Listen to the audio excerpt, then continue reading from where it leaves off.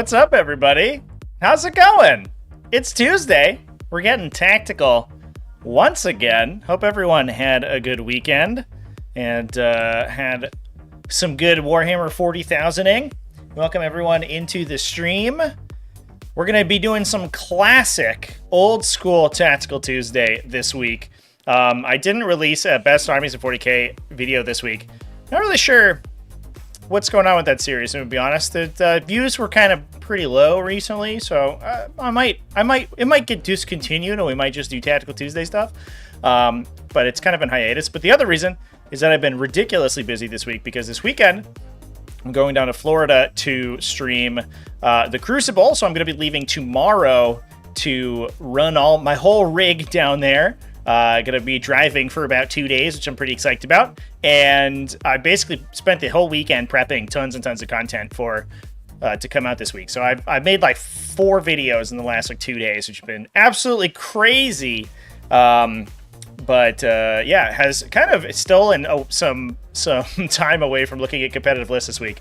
So I'm basically going to be looking at this with the same fresh eyes that most of the people in chat are, which it's going to be good. But generally speaking, from what I've been seeing, is that the health of the metagame is absolutely nuts. Let me know how my audio is here, chat. It looks like my audio is peaking quite a bit. I'm going to turn myself down a little bit here. Let me know if that's too low. But just want to make sure I don't cap it out. But yeah, we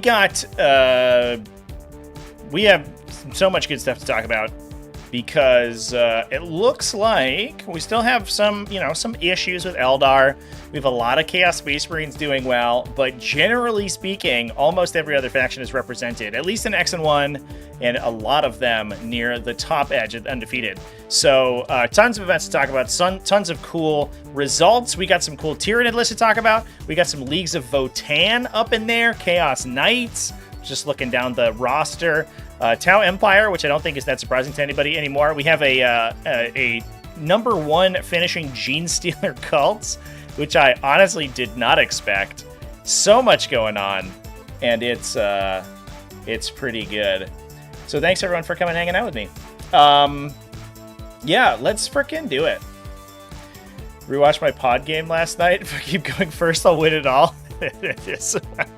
That is the Vanguard Onslaught lifestyle, my man. Just win the roll to go first and kill your opponent with Von Ryan sleepers.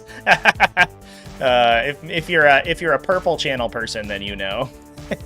Any Unending Swarm? I don't think we have any Unending Swarm, chat. I think most Tyranid players are in what's that word? Invasion Fleet. Invasion Fleet.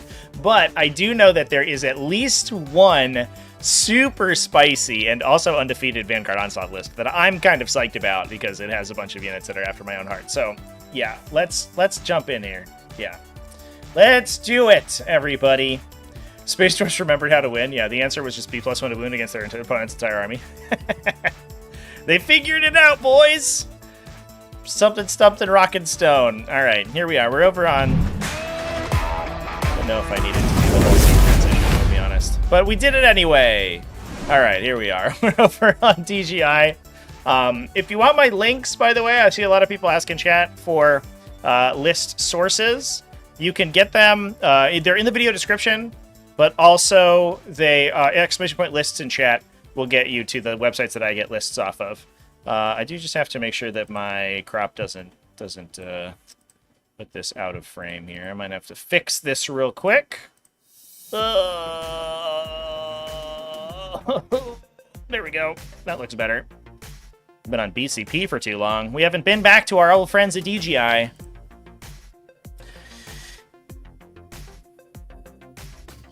that good transition magic. All right. You know, chat, we have a number 1 top spot Black Templars here. And I feel like all the Black Templar stands in chat are gonna get pretty upset with me if I don't click on this list first. So I'll do it just for you. Get some good old Black Templars to talk about. Some Chaplain Grimaldus, plus High Marshal Helbrecht action, a Judiciar with Sigismund Seal. That has been a long time since I've seen a Judiciar on the table. That's nuts. Plus the big Primaris Crusader squad. If you watched my video about these guys last week, you know how ridiculous this unit is. A lot of people in the comment section of that video, by the way, did point out that High Marshal Halbrecht has almost the same efficiency as Grimaldus. Especially, the difference, in my opinion anyway, is that Grimaldus doesn't require O's the Moment because he gives you hit rerolls anyway. Halbrecht just improves your critical hits regardless. So he doesn't give you hit rerolls, but he also doesn't necessarily need his hit rerolls. So he's like it's kind of a side grade to take Halbrecht versus Grimmy. Grimmy has the advance in charge stuff though, so I kind of like him, but I think either way, both of these characters inside that Primaris Crusader squad is absolutely nuts. Any force multiplication you can add onto 98 attacks is always going to go far. I guess we're taking slightly less than 98 because we have Power Fists, but the damage should be probably equal or higher. Better at cracking armor, for sure. We have 1 Inceptor, double Infiltrators, a Land Raider Redeemer, probably putting Primaris Sword Brethren inside. Looks like we do have 2 5-man Sword Brethren units, so we're probably putting the Sword Brethren in there and attaching a Castellan to one and Helbrecht to the other one, I imagine. So that gets us a total of 12 guys, plus the Justiciar, I guess, could be in one of those. Which then requires the Land Raider Redeemer over the standard Land Raider. Although the one thing I realized the other day, which I had not realized before, is that the Land Raider Redeemer actually is faster than the normal Land Raider. I had assumed every Land Raider was move 12. No, the regular Godhammer pattern, move 10. I had no idea until I saw that, or noticed that while doing a video earlier. So that's hilarious, but also makes it a much better boat to deliver these really super ridiculous melee units. The music is too loud. Just turn it down. I'll turn it down even farther.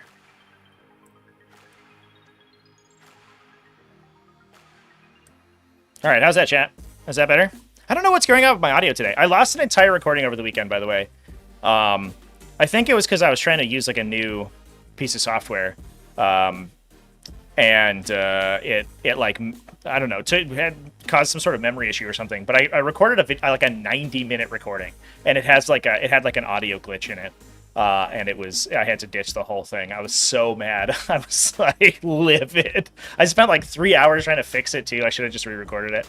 Ugh, absolutely killer. So my audio's been weird these lately. I'm an audio novice as well, which doesn't help at all. Yeah, RIP recording. Sad times. Sad times. Yeah, so I don't know, classic. The double Redemptor Dreadnought's really interesting too. I think that's cool. And we are in Righteous Crusaders, right? We are in Righteous Crusaders for this one, not Gladius Task Force. But I guess, like, you know, having a unit that benefits from your melee buffs and also gives you some solid anti-tank shooting as well, that kind of combos the Land Raider, certainly is a big benefit for those Redemptors. That's really the upside of the Dreadnought profiles that you get. If you're a melee faction, you still get a gun, but then also you get you can benefit the melee attacks on the Dreadnought anyway, so it can really late game for you. And usually it's probably they're not really in danger, I think, because most of the time people are going to get hyper fixated on the Land Raider full of dudes with swords. So I don't know how often shots get put into the Dreadnoughts before they're like basically stuck in this kind of list. A bit of a threat overload kind of deal. So good stuff. All software sucks. Yeah. That's true. Absolutely the case. Looks like we have some other Adeptus Astartes to talk about if we want to stay on the Astartes train. This is Icehammer GT is a standard Astartes, it looks like. Oh, no, it's Flesh Terrors. What? This is Blood Angels? We had a 5-0 Blood Angels, chat? No, it can't be Flesh Terrors. No, this is just regular Blood Angels. What are they talking about, Flesh Terrors? What? What is this list? What are we doing over here? Weird. Yeah, all right. Well, anyway. This is a wild list. Captain Tycho and Lamarties, plus a Gravis armor captain with Artisan of War. So we are in actual Sons of Sanguinius, which means I actually have to look up what this detachment does. All right, enhancements. What do you do? So he is +1 save. So he goes down to a 2+ save and +1 +1 damage on his weapons. It doesn't say what weapons he has, but I imagine it's like Relic Chainsword plus Power Fist or something. You can't buff the number of attacks, I believe, on an extra attack weapon, but you can increase its damage. So he can go to having, like, I think up to... What do they get up to? Like 6 3-damage attacks? That's actually pretty solid. And on the charge, they're wounding most things on 4s. Like, basically the whole game on 4s or 3s, which is really good. I guess if he's double Power Fist with 3-damage Power Fists, he actually, like cleans out, like, Terminator squads, right? Because he wounds Terminators on 2s. Or is it +1 strength for the righteous? There's a +1 wound for Sons of Suminius. Oh no, it's +1 strength. Nah. I'm stinking old Blood Angels rules, chat. That's how long it's been. Ugh. But he does get +1 attack. So not his extra attack weapons, but his basic one. So he can make, I think it goes to 7 Power Fist attacks at 3 damage plus the extra attack ones. But then I guess it wounds T9 vehicles on 4s, which is solid. And you can lance them with the strat anyway, with Rites of Battle, I believe, because it's a battle tactic. It is Red Rampage. Is a battle tactic. You get lance and lethal hit. So his base attacks on the Power Fist are 5. If he takes the Relic Fist, he goes to 6. And then if he charges, he goes to 7, all at 3 damage. That's pretty good. And then you can lance them so they wound everything on like 2s or 3s. Spicy. I love the Gravis Armor Captains. I think they did a really good job with the Gravis Captains. The awkward part in 9th edition was that the Gravis Captains got 1 billion attacks, but they could never do it with relics. Their special ability to get extra attacks on their weapons turned off if they ever took a relic weapon. So you could get extra attacks, but all your attacks were crappy. But now they're just like dudes with 2 swords and a gun. And are already hard to kill, means that, like, in the situations where you're going to use them, they actually are kind of baller. I think the Artisan of War, does it also affect their ranged weapons? Oh, it does. Oh, chat, it's +1 AP. What am I talking about?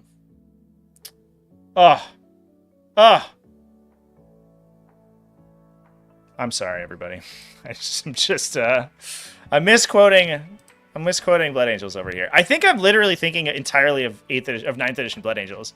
The Artisan of War is +1 AP, but what it does benefit is his little gun, which is kind of cute. So he could have a 3-damage bolt rifle at AP 2,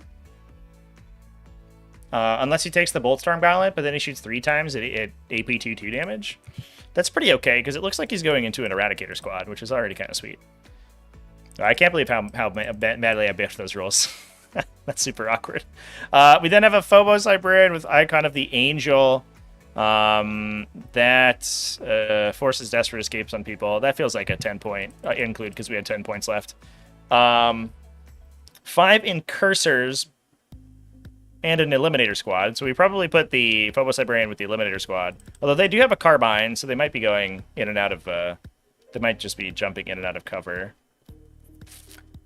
He could go with the Incursors, but the weird part about attaching a Phobos Librarian to Incursors is that they lose Scout.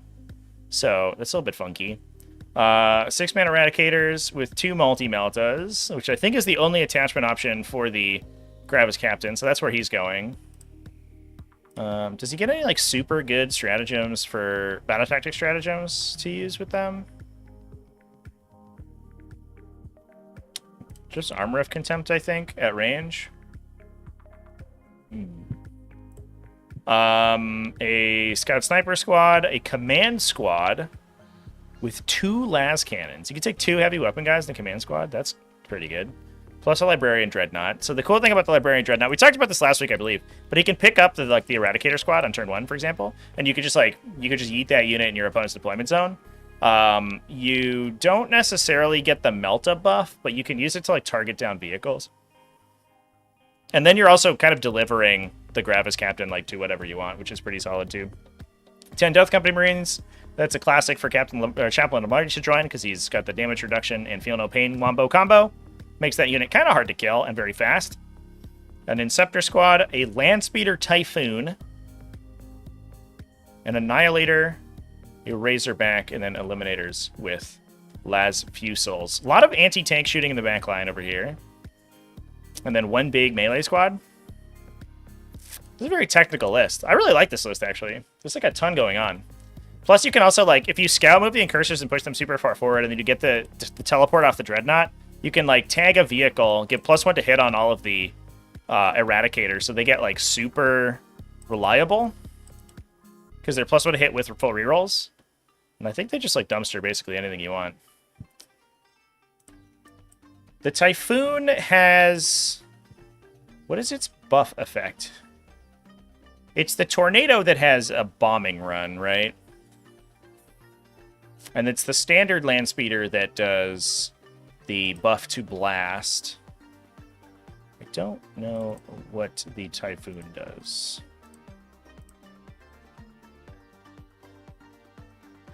Oh, they get a shoot and scoot. Huh, that's pretty good. So for 100 points, you get a multi-melta and 2 crack missiles that just ducks, but like it pokes its like 1 millimeter out of cover to shoot and then just ducks back behind. It's got a fire and fade, but only for D6, which is probably fine if that's all you need to jump back behind a line of sight blocker. Plus, it's like base move 14 and then can like move an additional D6. This actually feels really good in Gladius Task Force. Like, once you go to Devastator Doctrine, this guy moves 14 plus 2 D6 because it moves D6, shoots, moves D6 again. So if you need it to score secondaries, it's like super good. Just like engages, or you can like behind enemy lines on the first turn or something. This list feels like it would be really good in Gladius Task Force, but I think that's the case for every single list in the history of the world. And shout out to Stepan Zotov over here for going all the way with Sons of Sanguinius. That's like even more impressive.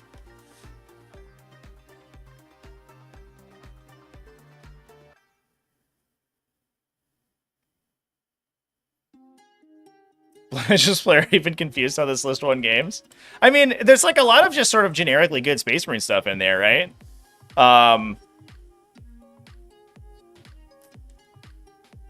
Like a big Eradicator squad that can teleport turn 1 is a big deal because of the Librarian Dreadnought. The 10-man Death Company squad is just pretty solid. It's probably not as good outside of Gladius Task Force, but it's just, I mean, it's like, I think has been proven that unit is the best thing that Blood Angels have going for them, for sure. And then you just have like a ton of lone operative units. Like you have the Eliminators who can like jump in, shoot the Phobos Librarians, like overcharge Smite, +2 last few seals, and then run away behind a wall every turn. They can't go into the Razorback, right? Because Razorbacks only hold non-Primaris infantry, if I remember correctly. That is the case. Yeah, they can't take Phobos. So you can't do like the disembark, re-embark trick that you can with an Impulsor. But you can at least keep them alive, and you can keep them out of range that your opponent can shoot back at them. So that's just like sort of attritional damage that you get constantly. The same with the Landspeeder Typhoon. It doesn't seem bad. I think if you're a good player, you make this work. Who goes into this Razorback? These scouts? I think it's only the scout. Oh no, the command squad, of course. Of course, it's a command squad. So you have, the Razorback, which has fire support, right? Can basically dump 3 twin-linked las cannons into somebody because the command squad disembarks. So its own las cannon is twin-linked base, right? And then you also get 2 additional las cannons that benefit from fire support when they disembark. And if you have... Yeah, I don't know. It doesn't seem too bad. That's a weird unit. What a bizarre unit that is. I feel like it would be better with a Devastator squad. But I guess these guys get like storm shields and pistols and stuff. Is that better than just more las cannons? I don't know. That's kind of interesting, though. I don't know if I'd ever really considered that. Is that good? Shooting las cannons out of a Razorback? It's a lot of wound rerolls. There's a lot of rerolls in this list. You don't need necessarily to Oaths of Moment something to get wound rerolls. Like everything's twin linked randomly. You basically, I guess you Whatever you want to shoot, like the Typhoon and the Annihilator at, you oaths, and then everybody else you just like dump all the full rerolling regular dudes into, and you kind of get like a really, really crappy Tome of the Ectoclades. Tycho gives the command squad sustain. Oh yeah, maybe Tycho's the truth over here.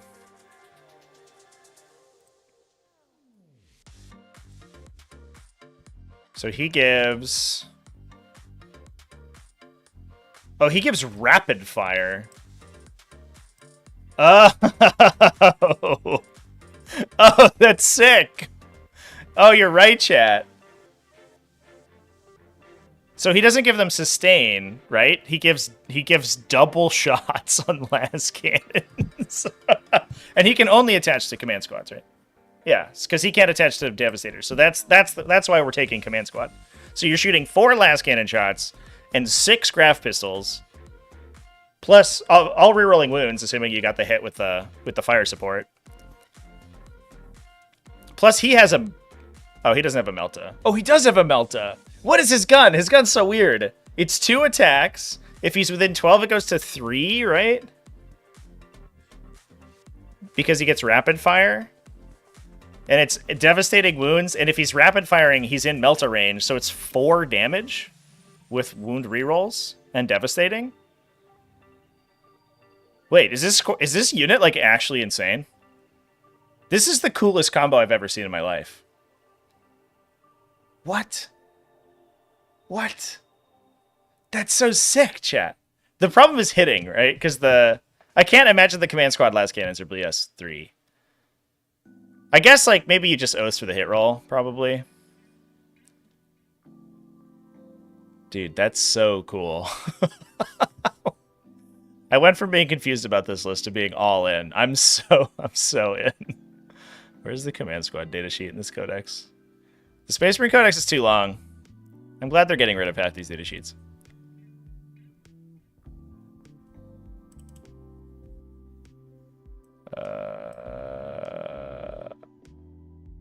Oh, are they in the armory card? Ugh. Yeah, so it's just a regular las cannon, so just a VS4. All right. And they get...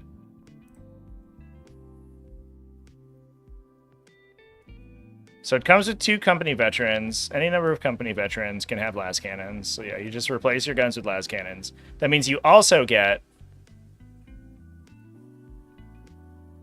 Oh, they get... Hold up.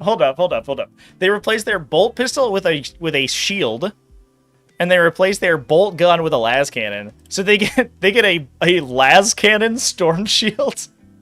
What? What is this model? He's like doing the breacher like pose with the combat shield when he has a fucking las cannon in his other hand. Oh my god.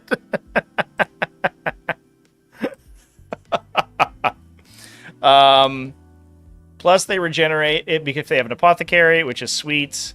They get +1 to advance to charge rolls, and they can heroically intervene for 0, and then they get 4+ vulnerable saves to the shield. Yep. Huh.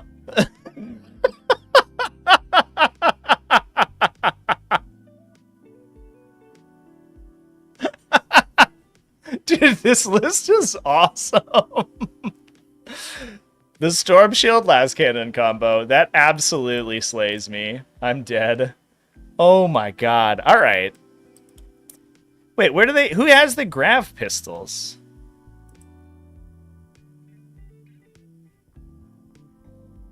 It's 1 apothecary, 1 ancient, 1 champion, 2 veterans. Am I confused? They have 2 storm shields. One of them is on the champion, right?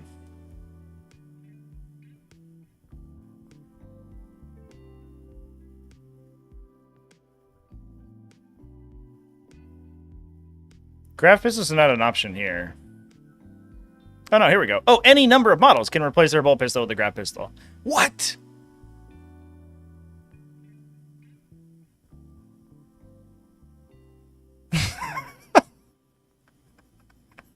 This is like such an OG datasheet. They're just like, all right, here's a billion weapon profiles. Take whatever you want. It's all free. And you're just like this like bizarre unit with a grav pistol armed apothecaries and storm shield las cannon guys. What an absolutely wild profile.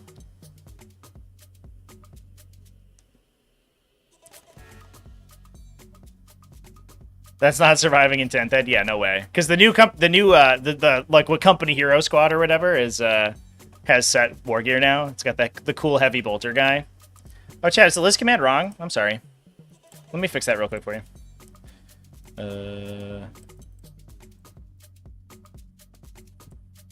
It's also in the video description. You can get lists. The list links there. This must have been, wow, this is old. No wonder everybody was asking where my list came from, because my link was from the Invitational. All right, Steven Zotov, I think you might be a genius, and this might be the coolest 40k list that I've ever seen in my life. Man, that's rad. I love this list. This unit's amazing. I want to make a video specifically about this unit, but I know it's not going to survive past next week, so it's not worth it. Oh my god. If you lose the bolt pistol for grab, you can't cosplay that says the TacticalTortoise logo. But you take the grab on the other guys, the guys without the cool las cannon and Storm Shield combo. All right, before we move off Space Marines chat, any other Space Marines we want to touch on real quick? Some of these are old. We got some Ultramarines from Howard Watts, some Dark Angels from Damn Salmons over here from Flying Monkey Con. This is one of the biggest events of the weekend. 150 players, I believe. Only ran 6 rounds, so we had a couple... it went to one undefeated, I guess. But it looks like it could have gone... If some pair downs had lost, it could have got to multiple. We'll talk about...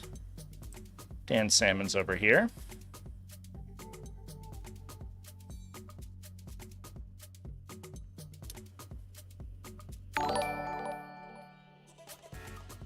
Donated, but it didn't read. Admech BTW. Ryan G, thanks for the dono. We'll jump into Admech right after this. We'll see if there's any in the top here. I don't know if there is. I didn't notice, but we can do a little bit of a deep dive into the other. Into Best Coast pairings if we need to. We'll jump into some Adeptus Mechanicus.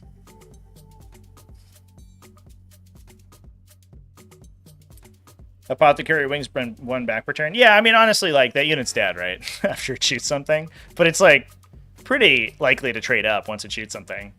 Shooting, like, 4 las cannon shots and 6 grab pistols with, like, full rerolls is kind of nuts.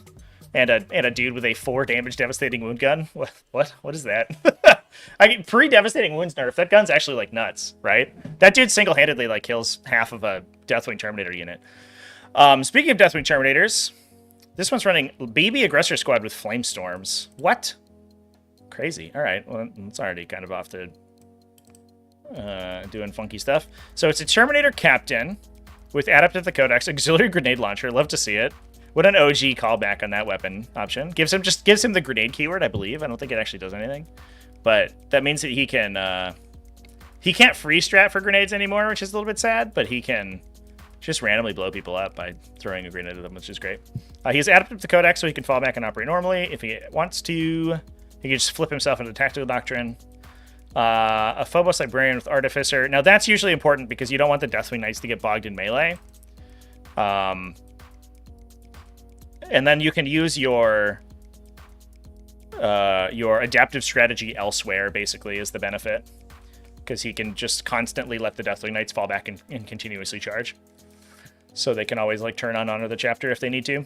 The downside of them is that their strength is low, but if they're always charging, it doesn't really matter so much. We then have an Eradicator Squad, another Eradicator Squad, 2 Inceptor Squads, Infiltrator, that's for the Phobos Librarian to join. I'm really glad that the like Artificer Armor Phobos Livy is catching on, because that unit is like that character is nuts. He's so strong. 2 Predator Destructors. Now we saw a lot of Predator Destructors over the weekend. I think The finals also had a Predator Destructor in them, if I remember correctly. Let's pull this guy's data sheet out real quick. They get +1 AP against infantry, so they're good against other Space Marines. And the autocannon is a 4-shot rapid-fire 2, strength 9 AP, 1/3 damage. So it's very good against enemy heavy infantry. It's good against Gravis, it's good against Terminators, because it goes to AP2, 6 shots, and you can Storm of Fire it, so it can ignore cover. And in Devastator Doctrine, it ignores cover, it gets +2 AP, right? So against like Gravis stuff, it goes to AP3, no cover. And it also shoots 2 sets of heavy bolters, right?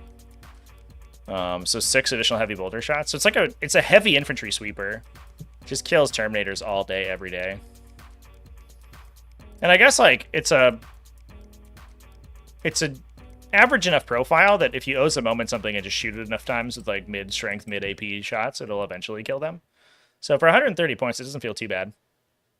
Scout Sniper Squad for holding stuff, 2 Whirlwinds, and an Eversor Assassin. Yeah, mostly the Deathwing Knight show. The double Eradicator Squad is really interesting to me.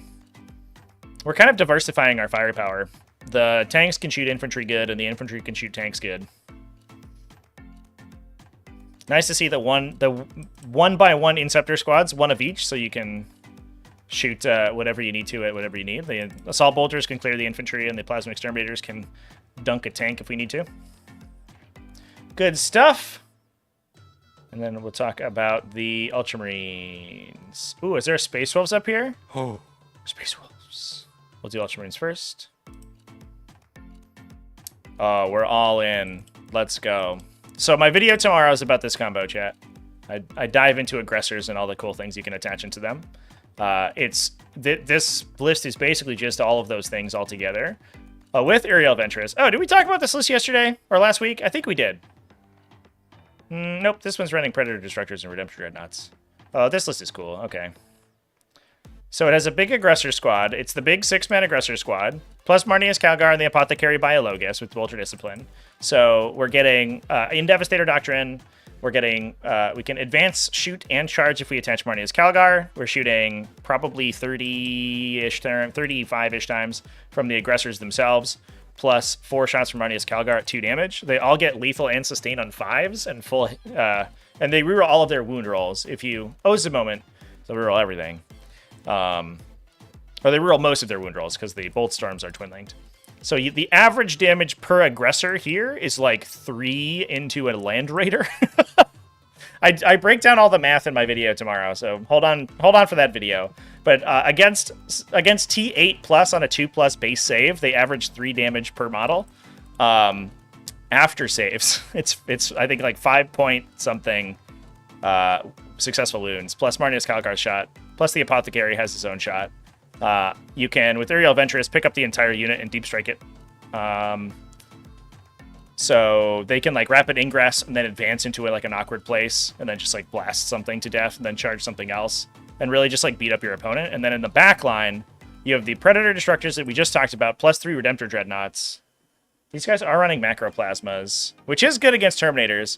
But the other thing I like is the double Onslaught Gatling build, the DACA Dreadnoughts, because now that they're 1 damage devastating wounds, they're just a strict upgrade because they're no longer affected by mortal wound ignoring. So if you O's a moment something and then dump Redemptor Dreadnoughts into it, it just vaporizes. Like anything in the game dies to the 20-shot devastating Redemptor Dreadnoughts.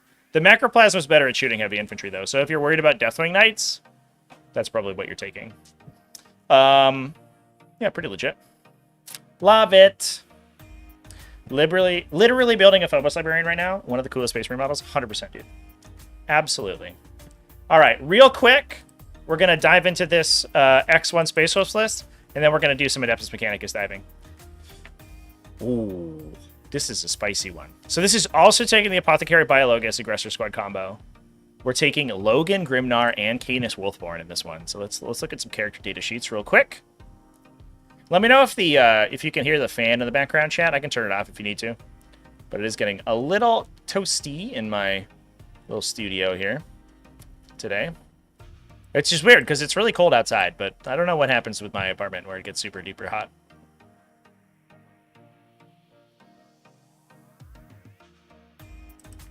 Here's my Space Wolves Codex.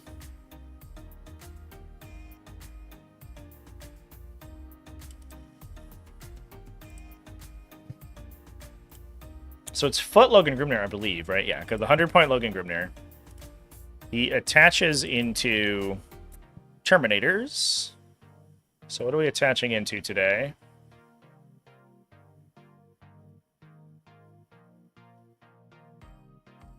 Nothing.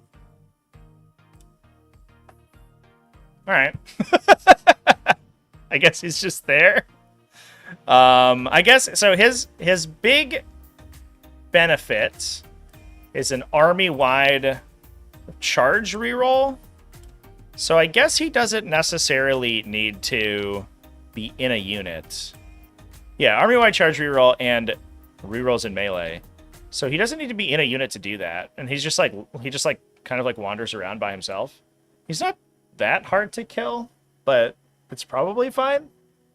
He's like the 2 up, 4 up, and has a billion attacks. He'll beat up a tank in melee if he needs to. Huh. Yeah, alright. Just like run that dude around. We do have a Land Raider Redeemer. So I think we could put him in the Land Raider Redeemer with the Aggressor Squad. His ability triggers in the charge phase. So he can bail out of the Redeemer with the Aggressors. He's not attached to the Aggressors, but it has enough space for both. No, it doesn't. No, you need to be a Crusader. Yeah, no, he's just hanging out by himself. Huh. All right, fair enough. Who needs a bodyguard for that guy? But then we have a billion Thunderwolf Cavalry. So the triple Wolfguard battle leaders. One of them has added to the Codex, so we can flip into Tactical Doctrine and fall back and do stuff if we need to. Plus Canis Wolfborn in one of them. So we have 1 8-man and 2 7-man Thunderwolf Cavalry squads. And they're just punching people, and once per game you get full hit rerolls and charge rerolls on everybody. So you can like flip into Assault Doctrine and then just totally dumpster their entire army in one go. You like wombo combo out the Bolter Discipline Aggressor Squad, and then the Thunderwolf Cavalry just kill everyone. I guess the Thunderwolf Cavalry already advanced in charge, right? So they don't actually need Assault Doctrine. So you can do it under Devastator so that the Bolter Discipline combo is active without the need for adaptive strategy. That is correct, right? I'm going to fact check myself there real quick. Oh, no, that's not correct. That's old Thunderwolf Cavalry. Yeah, they're just... So they do get a little bit up... It's awkward to deliver them, I guess, if you're not in Assault.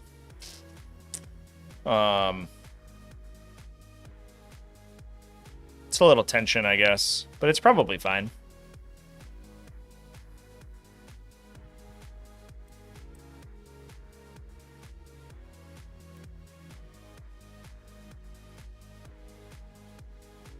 He's a Terminator, you just deep strike? Yeah. Well, you could even... I don't believe that it requires that Logan's on the battlefield. And, I mean, per the commentary, you can activate abilities when you're in deep strike, as long as they don't require that you're on the battlefield. So... I think he can just chill. He probably doesn't even need to, like, bail out. It's just like, you want to get his melee weapon into melee, I assume, because it's good. But you could just leave him in deep strike until, like, round 3, and then he goes and, like, does a utility thing. 100 points for, like, you get an investigate signals, and once per game your entire army gets, like, half of votes a moment. It's, like, pretty good.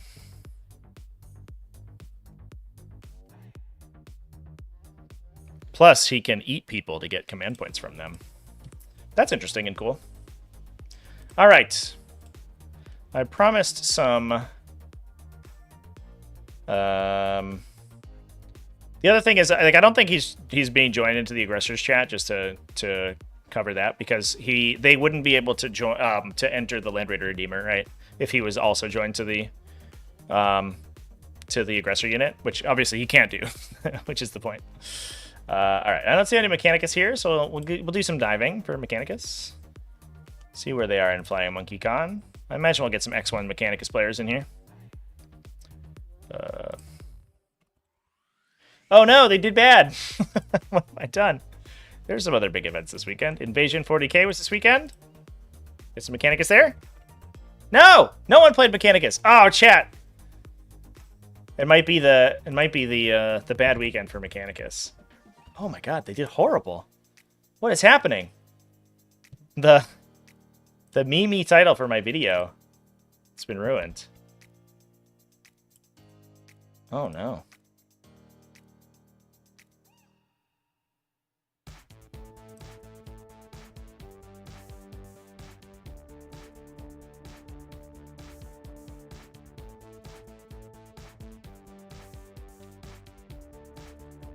This is sad. I'm very sad. We have 3-3 Mechanicus is all we can find so far on the big units, on the big events.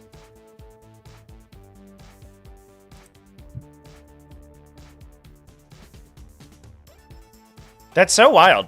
I definitely expected Mechanicus to be getting tougher, higher results here. Do they just get like aced by Chaos Space Marines? And like shooty Eldar or something?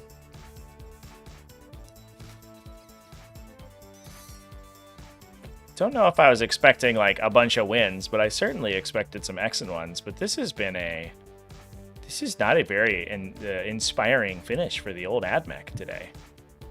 Oh my gosh.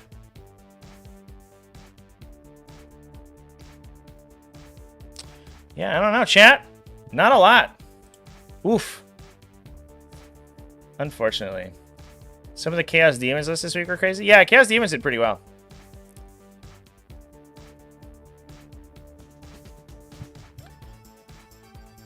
Guard won a small event called Armed Forces 6. Yeah, Guard did very well this weekend. I guess this is like the best Mechanicus finish we can look at. Although, to be fair, like this is a very good set of scores. I'm gonna be honest with you. It looks like we maybe just got like a little shy of RNG. 93 wins. The lowest loss was a 52, which is a little bit rough, but 82 and 79 losses. Doesn't Sun's hard counter Admech? Sun's. Thanks, TTS reader. Does T-Sun's hard counter Admech? It doesn't feel like that would be the case. Admech has like powerful and vulnerable saves, right? Which is kind of what you want against Thousand Suns. And their reactive fire is like super disgusting, right? I wouldn't say it's like I doubt it's good for Adeptus Mechanicus, but it doesn't feel bad unless I'm misconstruing the matchup significantly. And to be fair too, like Thousand Suns did okay, but we didn't see Thousand Suns like winning everything, right? It's largely other stuff. Let's look at the pairings that we got here. Beat Chaos Space Marines. Beat Astra Militarum. 100 points. That was a close game, actually. Lost to Tau. Maybe Tau's the silver bullet. Lost, close one, 6-point loss, damn, to Leagues. I think they're just getting outshot by other gun lines is the issue, because all of these matchups are shooting matchups. Lost to Dan Sannemans, who was playing the Space Marine list. I could see Terminators be tough for them, too. Because you're like, they don't get anti-vehicle, and you're like high volume, sort of mid-damage shooting, and so -1 damage into high, like strong armor saves is really brutal for you. If they just like windmill slam Armor of Contempt and you're running a bunch of Cataphrone Breachers, I could see that be awkward. And then one again, yeah, huge win against Imperial Knights. That is not one I would expect Adeptus Mechanicus to lose, especially at this stage. What were they running? Manipulus, Techno-Archaeologist, and another Manipulus. So one Sustain 1 upgrade, one Super Flamer upgrade, triple Skitari, looks like double Rangers, 1 Vanguard, triple Iron Star Ballistari, 3 X6 Cataphrone Breachers, double Terexi Sterilizers, double Cerberus Raiders, and a Calidus Assassin. Yeah, that seems like it's sort of pretty standard Adeptus Mechanicus stuff, I think. 2 Dune Riders as well to ferry some of the Scutari around. The Rangers actually give the Dune Riders scout, right? So you get some forward operation, which is good. Yeah, I guess just got like outshot by stuff. I guess the downside of having a reactive fire stratagem is if your opponent just kills your entire unit with like a big Sib squad or something, or a bunch of destructors from super far away. There's nothing you could do about it, right? You just get wrecked, and you're like have to sit down and go home. You're like, aha! I could reactive fire with my 1 remaining breacher. Let's go.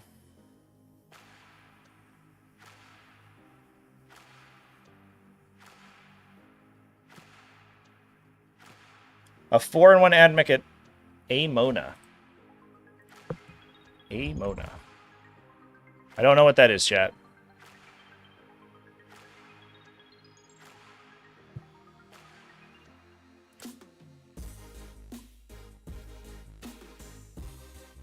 Amona.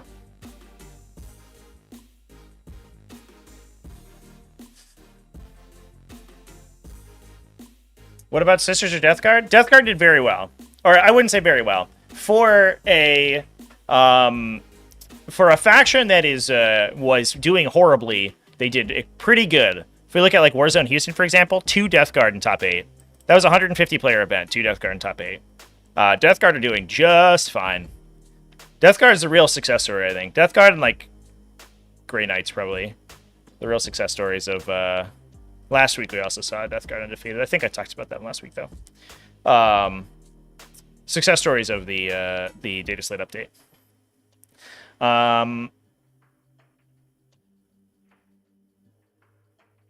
Yeah, Throne of Skulls was last week though, right? We might be talking about previous weeks. We're talking about this week. Yeah. I think I covered the one last week on Best Armies in 40k, I believe. But if we're looking at the weekend of the 23rd, I don't see any. Which is sad. Maybe they do just get beat out by the other gun lines, which it seems like is kind of what's happening. Which I guess would make sense. It seems tough to like trade up with melee into them because their shooting's so good and their reactive shooting is really good. But I could definitely see that they just get blown off the table by like huge volumes of fire that is like high reliability. Sisters with a cutoff for rules reworks, yeah. Yeah, that's like, I don't know. And I think Sisters also, like, they're very lightly played right now because they're so, like, sort of toxic mechanically. They're just, like, you have to be, like, super, like, emotionally resilient, I think, to play Sisters, where you're like, all right, I just feed all my ladies into the meat grinder and everyone's dead, but I get a bunch of points. And I don't think a lot of people want to play that way. They want their units to actually accomplish things. So there's, like, a few good Sisters players who are, like, keeping the faction's head above water, and I think that actually ended up doing them a disservice when it came to the data slate, because GW is just like, oh, 45% win rate, job's done, we don't have to touch them. But, like, clearly they needed more than just some points breaks.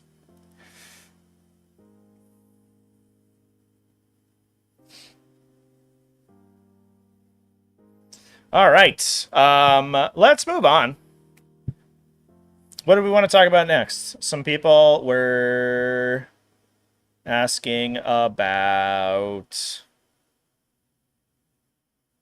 demons. Let's talk about demons. I think we had the most people to discuss demons earlier. Some people were saying that like demons and Chaos Knights were not. I saw some comments in chat about demons and Chaos Knights doing really poorly. Chaos Knights did pretty good. They straight up won an event, right? Yeah, Harbor Heresy over here. 5-0 Lucas Schroller with Chaos Knights. Just a bunch of War Dogs. Classic War Dog stuff. Not even Chaos Demons this time. Leave the Chaos Demons at home. We got an Aura of Terra. We got a billion War Dogs, and that's all we need. Good job, team. Seems solid. We also have a couple winning Chaos Demons lists, I believe. Could just do a little search. So 5-1 at Malta. What do we got going on? A Change Caster. So one of the things that I've started playing actually is a Flux Master. I think is like an underrated datasheet. They're like 60 points for a move 12. They're not lone operative. They're an attachable character, but they're like a move 12 dude with a shitty version of the Infernal Master, like auto 6 ability, and they have a D3 damage devastating wound gun that shoots 3 times. So they can They can auto like ping people for mortal wounds, or just become kind of like hard to kill if you only have 1 or 2 guns to shoot them. They just have a 4+ invuln, and one of them automatically passes every round, which is like kind of sweet actually. I kind of like that guy. It's basically a straight swap from the blue scribes, and you just get a dude who like does more damage basically instead of is harder to kill. And I think you could actually take them alongside blue scribes if you wanted to. They just like are a one and done, like score a thing and blow somebody up and then maybe they die, but I think that's fine for 60 points. All right.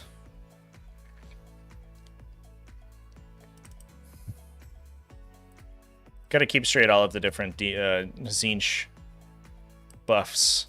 So the change caster is sustain 1, and you force battle shock on infantry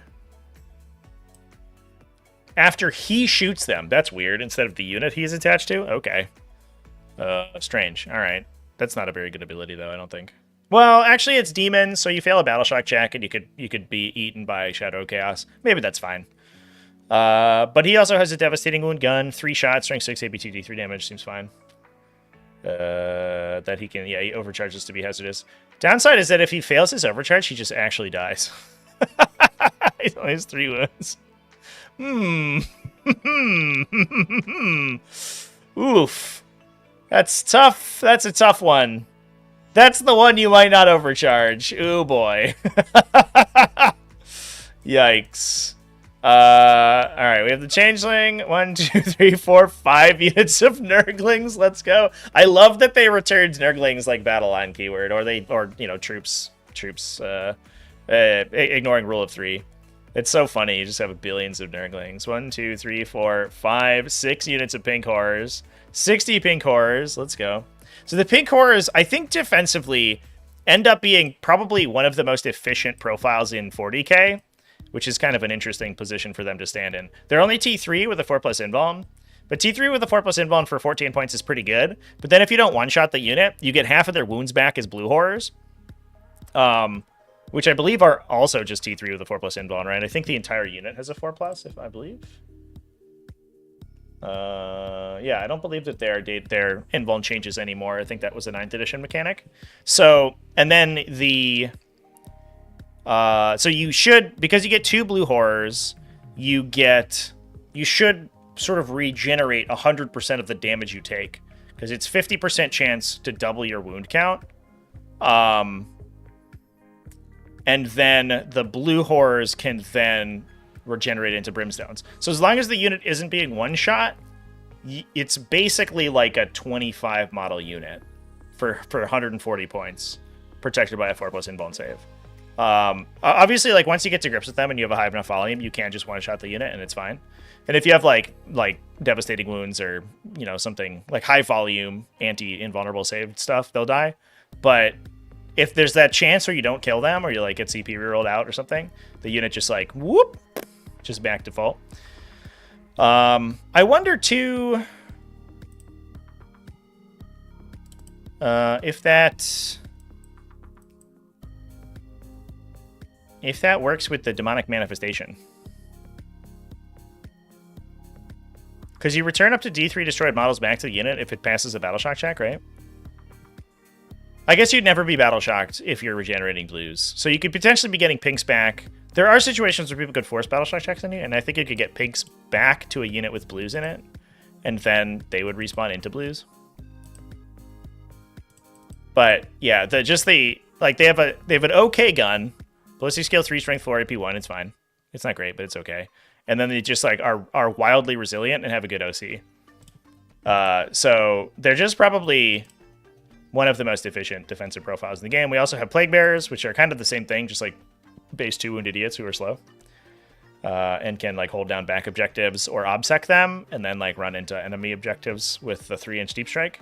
Bunch of flamers, bunch of fleshhounds for utility, and that's it. Yeah, this is just like a scoring nightmare.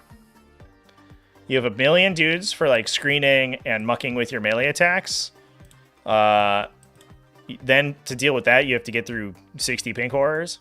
And then once you deal with that, you have to get through 30 plague bearers and all the other stuff that's like running around your backline. Doesn't kill much, but holy crap, does it not die. Yeah, just taunting. What are you gonna do? Score? Get wrecked. I put 20 OC of 4+ invuln save guys that respawn. Absolutely destroyed. Yeah, that's like a nuts. That's a nuts list. I like that. The creativity this season's like so insane. We got command squads and horror spam, like winning or like going undefeated in tournaments or close to winning tournaments. That's cool, dude. That's super cool.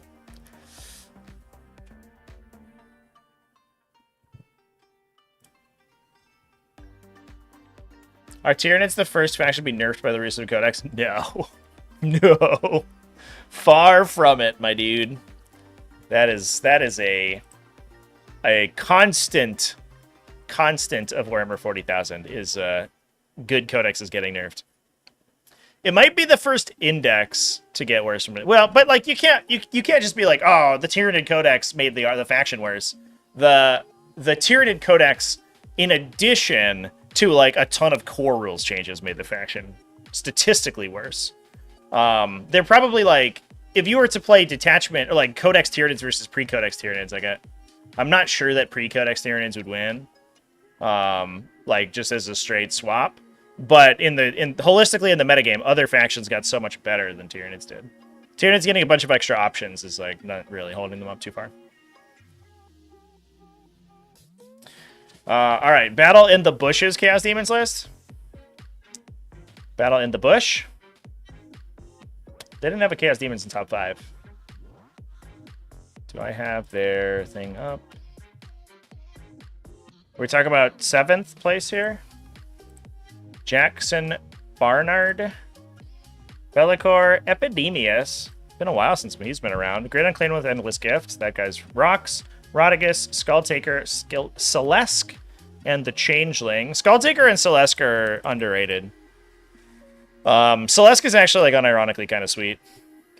They have, like, 1,000 million attacks. They respawn on a 2+, and they make their unit Devastating Wound on 5s. So, you're good for, like, 8 Devastating Wounds out of a unit of Demonettes into basically anything. I think it's... I don't believe that they wound higher toughness things. I don't think they get a wound bonus. I think they just critical easier if the wound is already successful. I'd have to double check. It's a weird mechanic.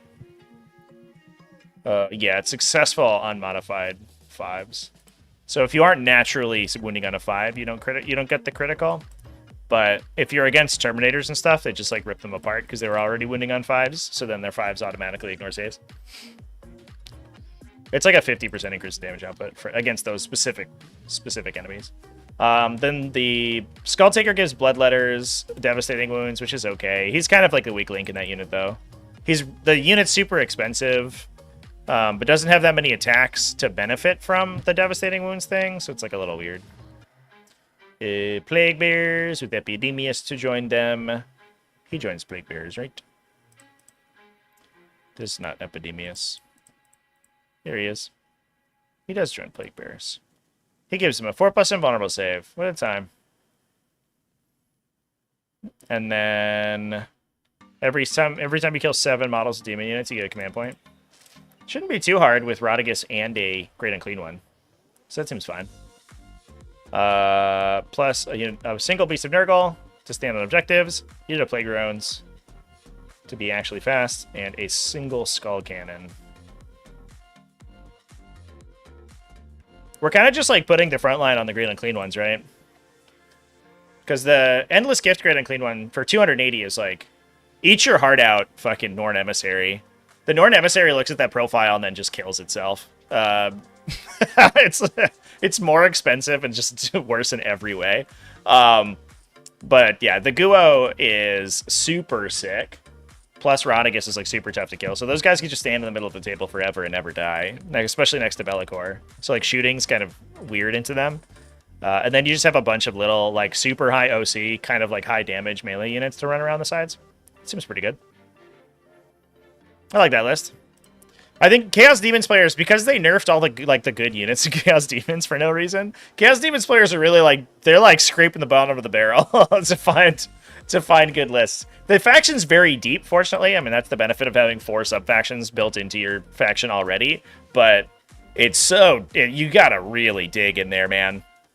You gotta try real hard. Fortunately, Demons also are... I mean, they're just like Grey Knights with extra steps for the most part. They have a lot of the same mechanics. So if you're good at playing the primary objective game, they'll like... Demons will just help you do that. Which is a huge benefit of the... faction, but it is a little bit awkward sometimes.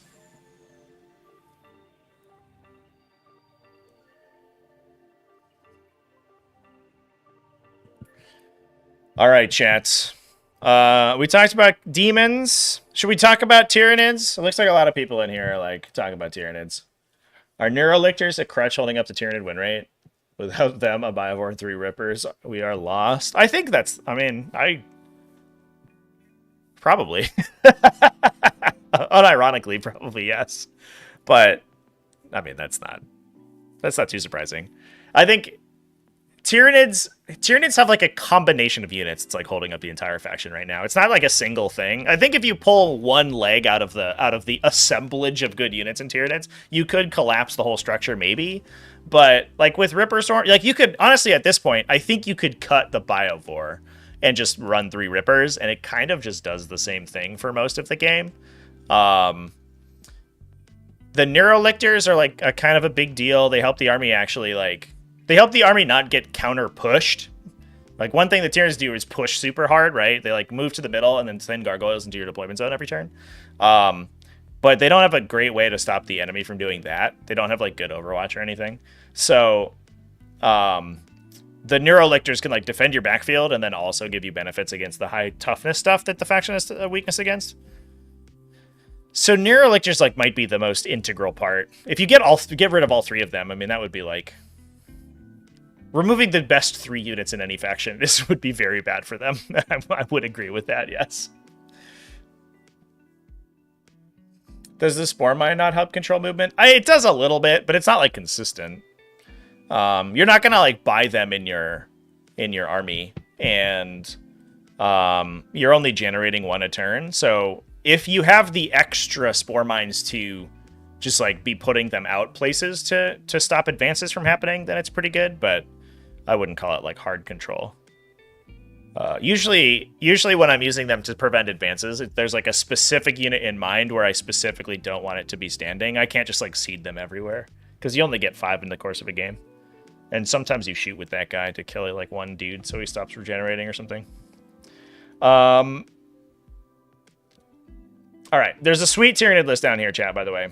So Invasion 40k, Spinung Nutzen Nording went undefeated. 5-0-1, tied in the finals, I believe, with Leagues of Votann, or maybe the semifinals.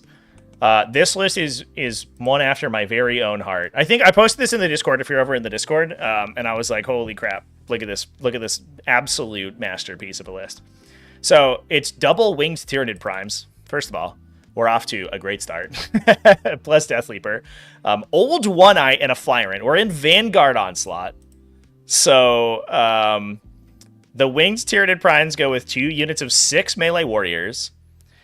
So, and honestly, I think this is the way to build the warrior units now. To build Vanguard Onslaught now. I think you're like locked into 2 units of 6 melee warriors. They're probably hands down the best unit in Vanguard Onslaught. I've like really 180'd on that unit. The best melee unit, I will say. There's like, you have Neurolictors and Lictors and stuff that are also good into in that detachment, but melee warriors actually give you like a late game punch that the rest of the list just doesn't have, and they're good into a wide variety of things.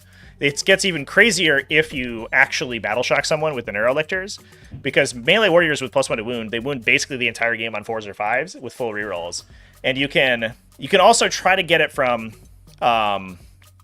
surprise ambush. So you have like, if you go to the start of your turn, you probably force 1 or 2 battle shocks on somebody with a Neurolictor. You can then surprise ambush them to try to force a 3rd one. You have a pretty good chance of activating a +1 to wound effect somewhere. And then the surprise ambush always gives you +1 to hit. So they're hitting on 2s, rerolling 1s from their own ability, sustain 6s, wounding on 4s full rerolls. So they convert like basically 100% of their attacks into wounds. because they'll convert 117% or so, maybe a little bit better, like 120-ish on their hit rolls, because they should rerolling ones, they should basically hit 100% plus a little bit extra because you have rerolls in there. So I guess like 110%. Then you're wounding 75% of that. So it's like close to a perfect conversion. It's not quite. You're a little bit less than a perfect conversion. And they attack so many times, you're forcing like 30-ish AP2 saves on somebody, which is good enough to kill most things in the game. You have to battle shock them, and you have to use the strat. So it's like a whole wombo combo. Plus you have to get the whole unit into melee, which is always a little bit tough. But you wouldn't be playing Tyranids if you didn't want to do things the hard way.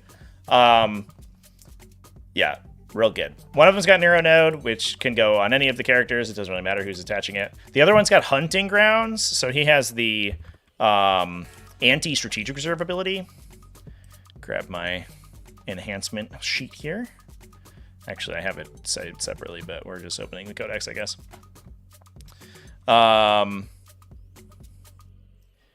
Yeah, so every time somebody reserves onto the battlefield on a 2+, they take a battle shock check. So you're forcing additional battle shocks on people that are trying to do actions. And a lot of times, especially, it's like hilarious in the mirror match because a lot of your reserves are like really crappy leadership, like horrible, just terrible leadership. And it's the same for a lot of factions who have really cheap utility units. A lot of times they're leadership 7. So forcing battle shock checks on them not only makes you better against them because you turn on the Neurolictor aura, and you can also randomly do that if somebody like Deep Strikes a really powerful unit or something next to you. You know, Inceptors come in and they're like, watch out, I'm going to kill you. And then suddenly they're battle shocked and they don't do anything and then they die.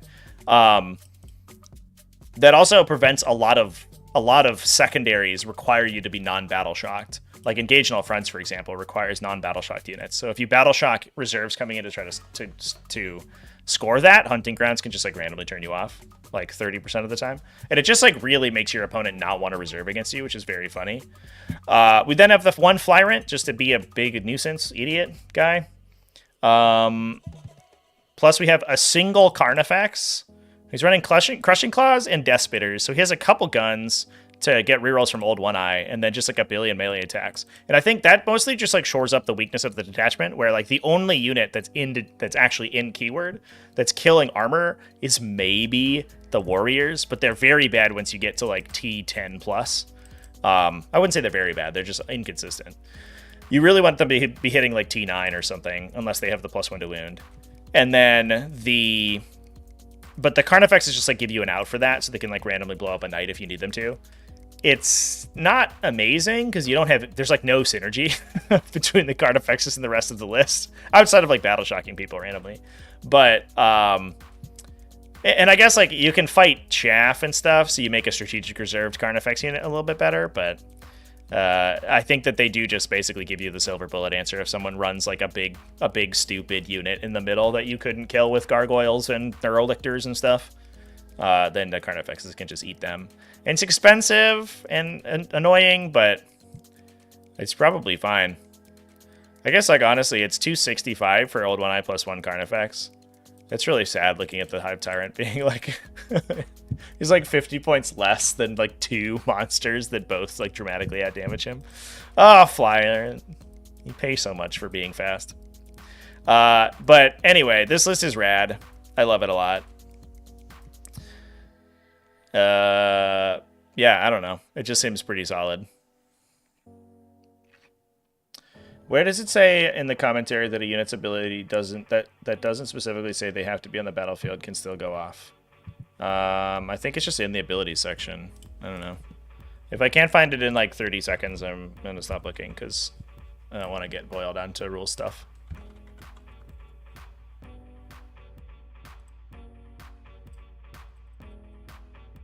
I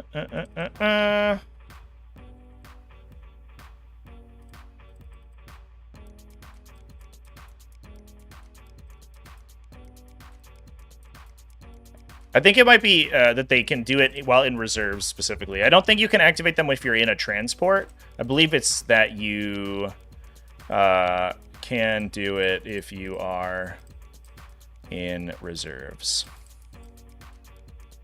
But I don't remember off the top of my head. I don't know. I'm not going to search for it right now.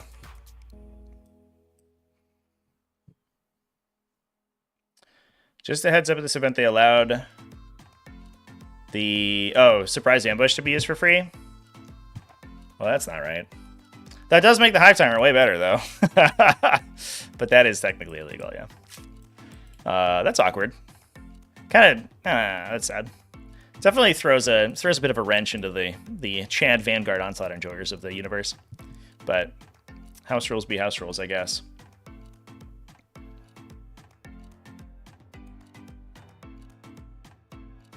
Eldar need another nerf. Faction hits 75% win rate. They should not stay at above 55. Yeah, I don't disagree. The fact that they didn't like really see... They saw a couple mechanical changes, but like they didn't hit the Incarn, for example, was like nuts. Like absolutely pants on head. I don't think they understood what was happening. All right, we do have a couple other Tyranids. 5-1 Tyranids from Flying Monkey Con. This is a little bit more standard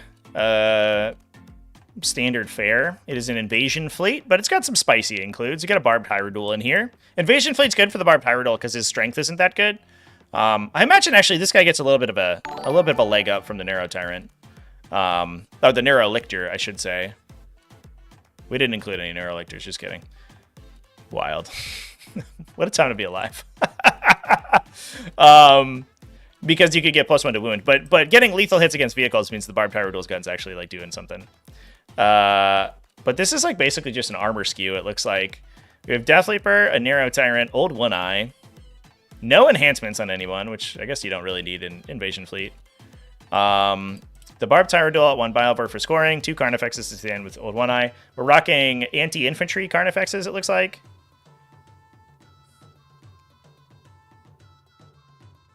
I guess one guy has Scything Talons. Yeah, so you often lose one Carnifex going in. So they'll probably like break cover, kill a unit of dudes.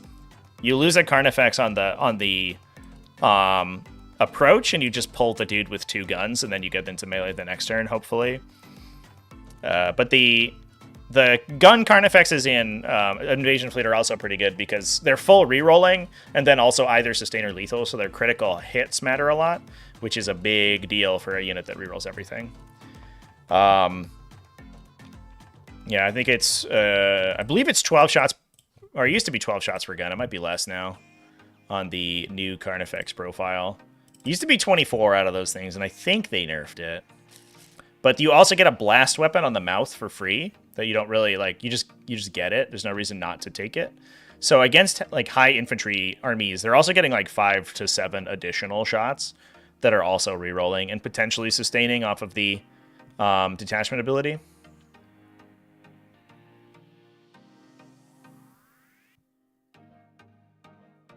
But can't I find the Carnifex datasheet? Here it is.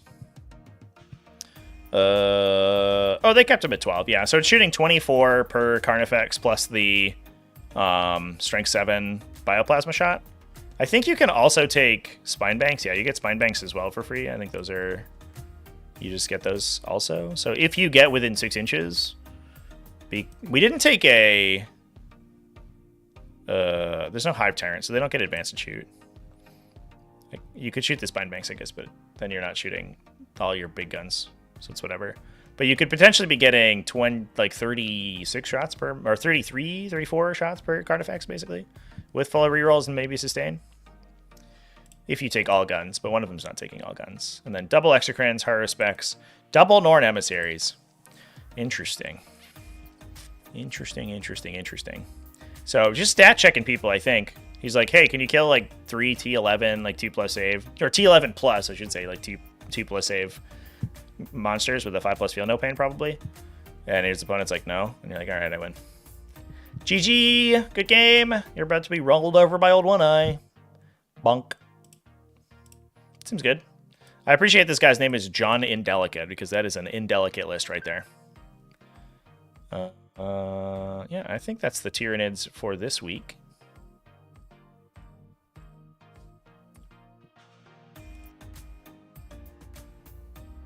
Why did the Barbed Hierodule get a points increase? 100%. I'm willing to put money on the fact that it's because it conflicted with the design space for the Norn Emissaries. 100%. I would like put money on that. because like they weren't widely played. They were like a 0-1 include in some invasion fleets previously. It was not the realm where you would put a points increase on them. But you look at the Norn Emissary datasheet for like 285. It was printed at, and you're like, there's no way I'd ever play this over a Barbed Tower Duel. I would take a Barbed Tower Duel every time. So they just like, instead of decreasing the points value of the Norn Emissary, they massively increased the Barbed Tower Duel, so you would take Norn Emissaries instead. I would put money on that fact that would be the case. 100%.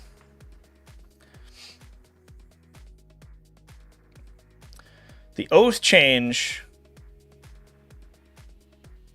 is because of a nerf Eldar got. I don't think that's what. I don't understand that. That you'll have to explain that that logic thread to me. All right, what else should we talk about, chat? We got some orcs. Let's dive into orcs. Ooh, we got a couple orcs. A lot of X1 orcs this week. Let's go orc players. Hell yeah. Is this a whole army? Or does this get cut off? This looks very short. It's probably a whole army. We have Squig Hogs. What is this? Like 140, 200, 230, 360, or 460, 600. Oh yeah, there's a gargantuan Squig Hog. Yeah, that's like a big one. That's like 1,000, 1,200 plus characters. Yeah, maybe it got cut off. I don't know. Gargantuan Squigoth. Let's go, chat. Look at that.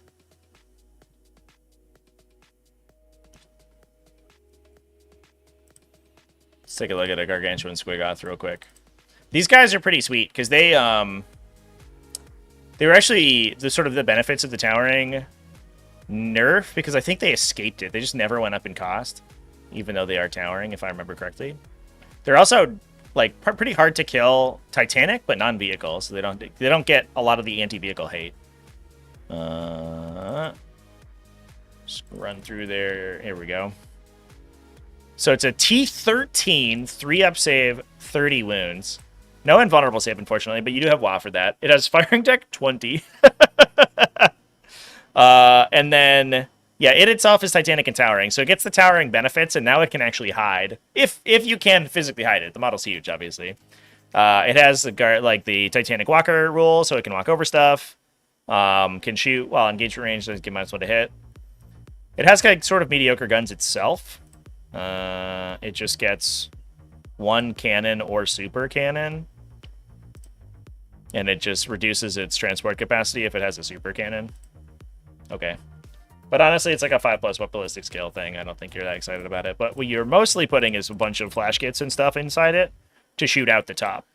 And then you're just using it as this like huge delivery system for a bunch of dudes with pretty good guns. You can also do it with just like guys with rocket launches. Yeah, I guess not Grot tanks. Probably they're separate because they're not infantry. But sometimes you put tank busters in that guy too. Just a big old T13 firing deck. Pew pew pew pew pew. The downside of not being a vehicle is that you don't get the mech bonus, but I think that would probably be too much. If you could run it up the table and then give everybody +1 to hit with it, that would be kind of nuts. So you can't do that, but it's pretty sweet.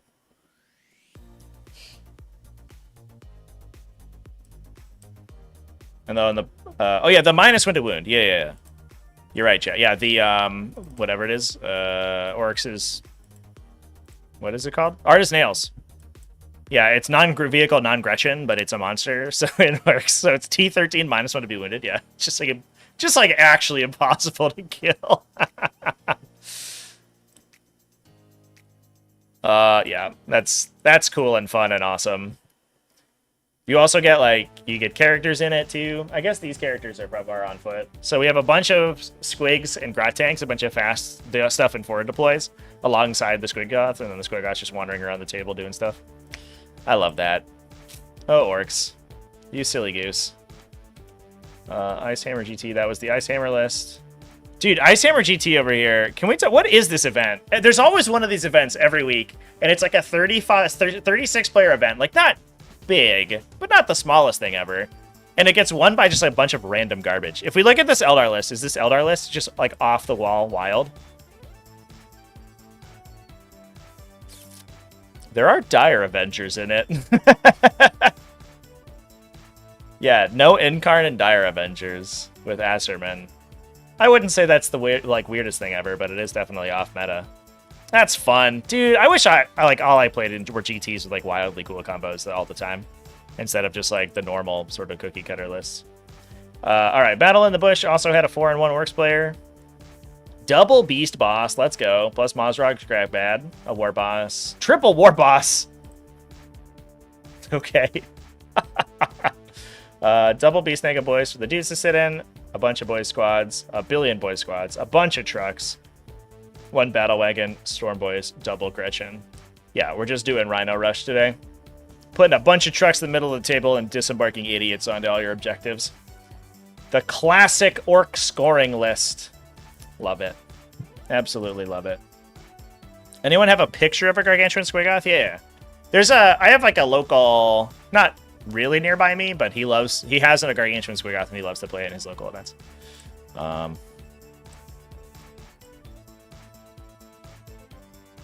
It is in fact on Forge World right now. We can take a look.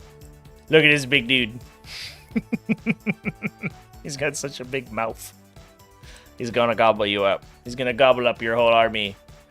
You can kind of get a little bit of a sense of scale by like the Orc infantry. Like those are boys, right? And they are just like dwarfed. So a boy is like probably goes up to like his little knuckle, I guess. What a cutie pie this dude is.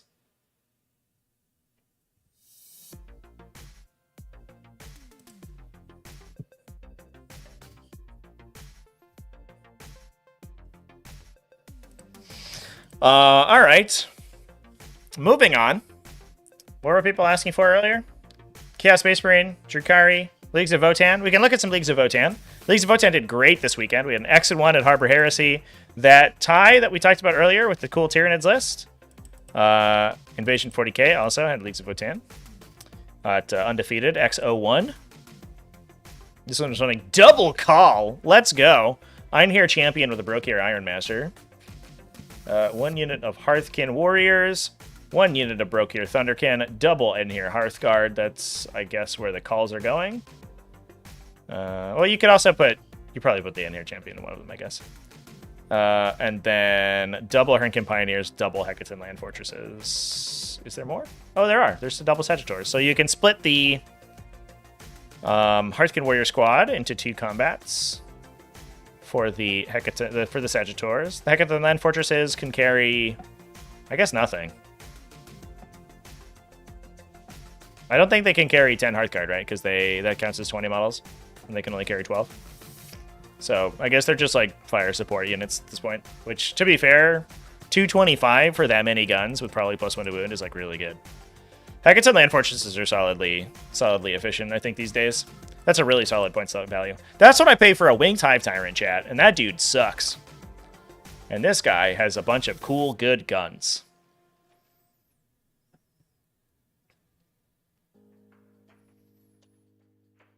Yeah, seems solid. The Einherjar Hearthguard now being able to like really, really proactively benefit from double judgment tokens seems super good.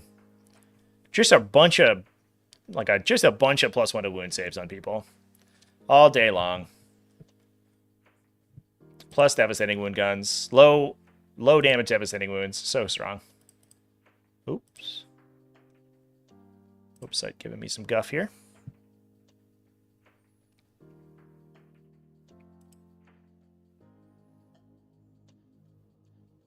Votann would do even better if people could find models. Yeah, for sure. Good friend that used the toy store. Brontosaurus is a giant Squiggoth, yeah. When I used to play Warhammer Fantasy, I did that playing Lizardman. The Rock and Stone. Votann is solidly A tier. Mechanized is the stronger build. Hecatan and Saggies are so efficient. Yeah, seems good. The Saggies do seem like, with the points cut plus and more judgment tokens, they do seem solid for sure. But it definitely feels like you could go sort of any direction. Either the double, or like 2 or 3 Hearthguard units, or the heavier mechanized units. I guess the one thing I would be worried about is like people who have good passive secondary scoring is like if you take like a million Sagitaurs and they're just good at shooting, they'll just be like, oh, bring it down. But maybe you just outshoot them and it's fine. All right. Was that our only Leagues of Votann for today? No, there's X and one, yeah. X and one over here at Harbor Heresy. Oh, this guy named all of his dudes. Let's go. We are all in on the forging the narrative today. So double Einherjar champion this time around. A call with Grim Demeanor. 1 Hearthkin Warrior unit. Oh yeah, this guy's running a lot more mechanized. So it's a Sagitaur unit, so you can take the Hearthkin Warriors into 2 of them. 2 units of Chthonian Berserk, so they go into the other 2 Sagitaurs. And then is this double Thunderkin, 1, 6, and 1, 3. Plus double Einherjar Hearthguard, plus double Hernkin Pioneers. Holy crap. Yeah, I guess that's what happens when you leave the land fortresses at home, right? You just get a billion things. This, like, MSU is nuts. It's like 2 big bricks of Hearthguard and then, like, 9 extra units. Whoa! That's a lot. That's so much stuff. Do you need Sagittars and Hecaton when 9 bikes is the max you can have? Oh, is 9 bikes the max you can have? I don't believe so. I think that you can take them in units of 6. Although, I don't think you would want to be honest. Let's take a quick look-see at their datasheet real quick. The bikes are better in units of 3 because they're on their whole a utility unit. You're taking them for tactical secondaries or to do actions. Yeah, so you can take up to 6 Hernkin Pioneers per unit. They're non-battle lines, so you can only have 3 units of Hernkin Pioneers in your army. So you can have up to 18 potentially if you want to, but 90% of the time what you're going to be using them for is screening and doing and scoring tactical secondaries, or like cleansing and stuff if you're taking fixed secondaries. They're almost purely utility because they're not that hard to kill. And they're extremely fast, so you really want to like make use of all of their speed. Plus, they have the ability to pop in and out of strategic reserve, which is like hugely powerful for like jumping around the table and doing secondaries. So I don't think you would typically want more than 9. It seems like 2 units of 3 is the standard, and 3 units of 3 might be good. You definitely need some level of vehicles, I think. I can't speak as a Leagues of Votann player, but I don't think that like pure infantry Votann is particularly good. The Einherjar Hearthguard are great, and the Thunderkin are good as like strategic reservers, but the rest of your army kind of just like folds without vehicles, and you can't fill a whole army full of that stuff and be successful with it, I don't think. So you need, like, I'm not going to say that you need like a billion Sagittars, but you need a couple, and like, you know, maybe 1 or 2 land fortresses. At 2,000 points, specifically, yeah.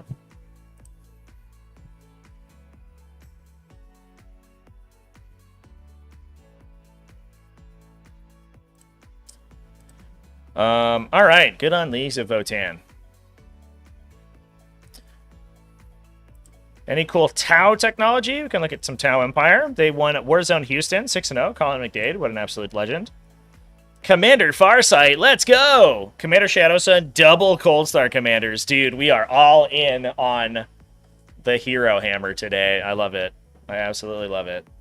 All Cyclic Ion Blasters, it looks like. A big Broadside Battlesuit crew. 2 big units of Crisis Battlesuits. A Ghost Keel Battlesuit.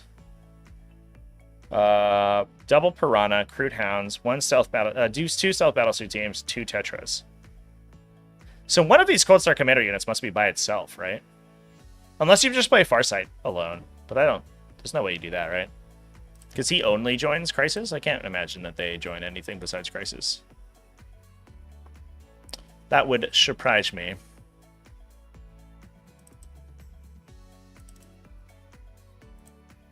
Yeah, he can only attach into Crisis Battlesuits. And really, like, the primary use case is getting that +1 to wound. I think what we're doing is we're putting Farsight in one of the units. We're putting the Cold Star Commander with Exemplar in the other unit of Crisis Battlesuits, and then the third dude is just like hanging out. Sometimes you see Precision of the Hunter on that guy for +1 to hit and wound. So he himself is actually just like a little bit of a he's like a little mini Crisis team by himself. But it's interesting not to see that. I guess we just decided he didn't need it. Honestly, like the commanders are good enough that you don't need a unit of like with them to just shoot at like some Space Marines and kill 5 dudes or something. Especially if you're guided and you get ignore cover and you're like AP 2 damage flat. They just like they like sweep infantry units really well and run around. Yeah. I wouldn't say any of this is particularly groundbreaking technology, but it's good to see Tau continue to do pretty well.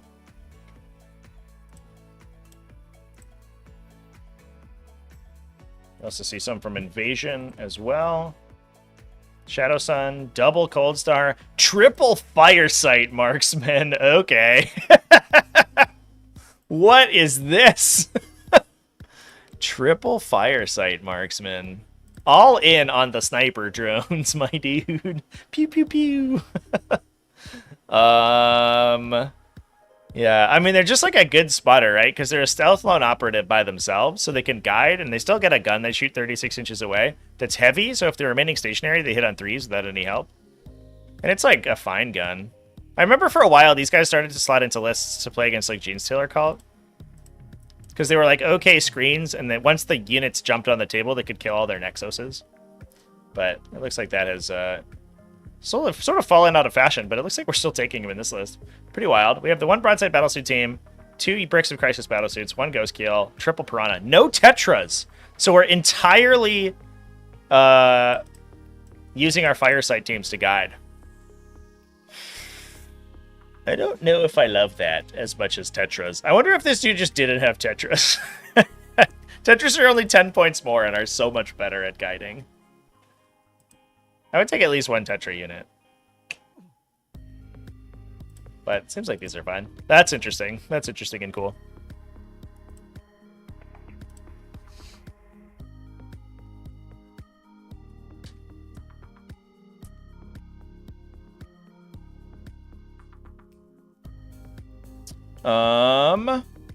Would love to see some guard lists. New and only won once out of 9 to 10 games. Oof. That is kind of the new player experience right now, though. I wouldn't get too upset about it because 40k is a complicated game, and especially if you're new to miniature games, there's a lot to learn for sure, and especially in 10th edition. I think there's like probably extra stuff to remember because you have to play around tactical objectives and stuff like that. So this one was 5-0-1. So didn't lose a game, just tied one. Most of the list play Gaunt's Ghosts because they're a really sort of efficient forward deployer, which is nice to get yourself a little bit of screening or turn 1 objective scoring. We have Lord Solar, a platoon command squad, and a regimental engineer. I wonder if we're going to see a super heavy today. We have 2 units of Cadian shock troops, just 10 apiece, 1 unit of infantry, 2 chimeras to shuffle dudes around in, double hellhounds. These guys will remove cover on people. Awkwardly, they remove cover with all of their weapons, not just their infernal cannons, so they can fire a heavy bolter downrange and take cover off of you, which is kind of sweet. But it's just a good support ability to have, and they're just good in Overwatch at killing other infantry for pretty cheap. A Lumen Rust Demolisher, 1 Rogaldon battle tank. Yep, there it is. There it is, the Storm Sword, plus a Tempestus Scion unit and a Calidus Assassin.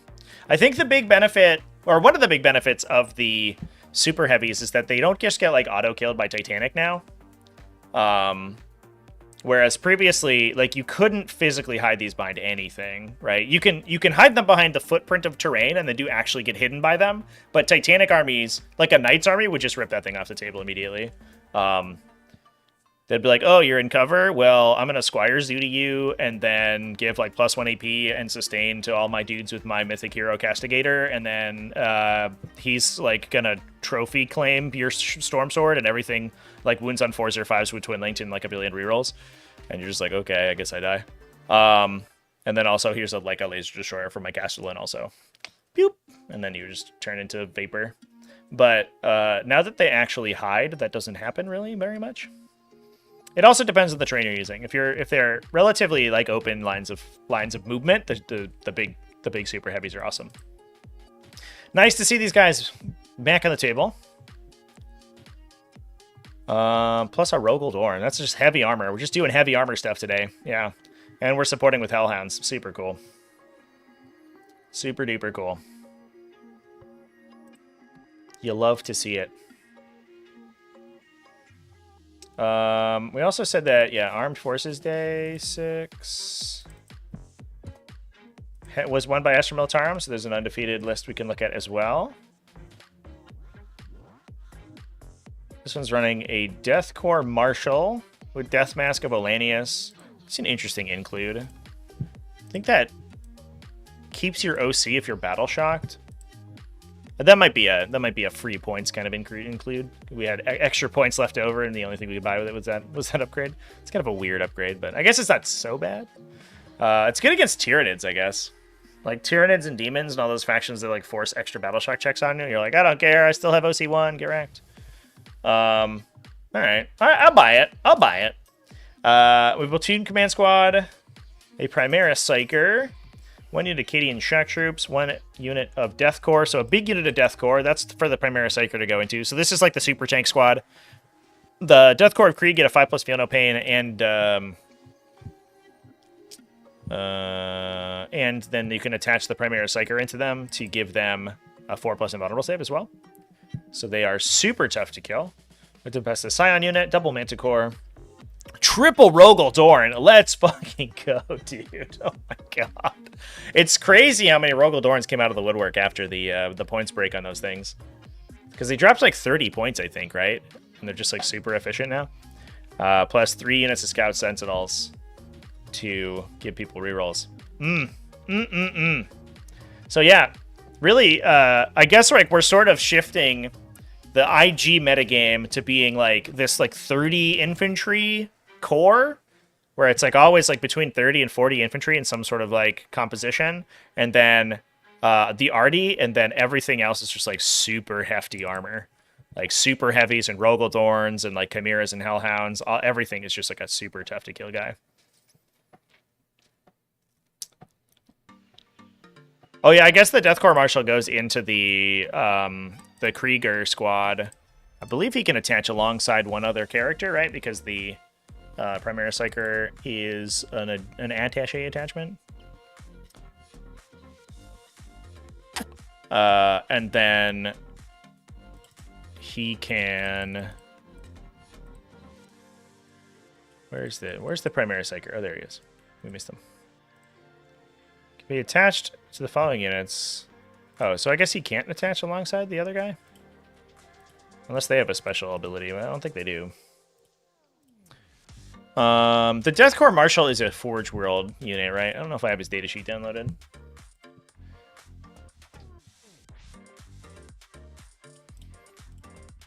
But I guess being able to attach into Acadian Shock Troop Squad and then making it invulnerable to Battle Shock's pretty good.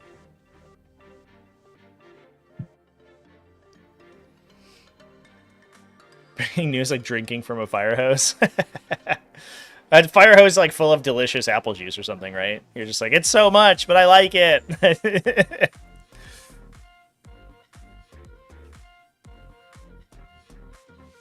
Oh, is it? It's a function of the unit. Yeah, I knew there was a way to do it. I just forgot where it was. Oh yeah.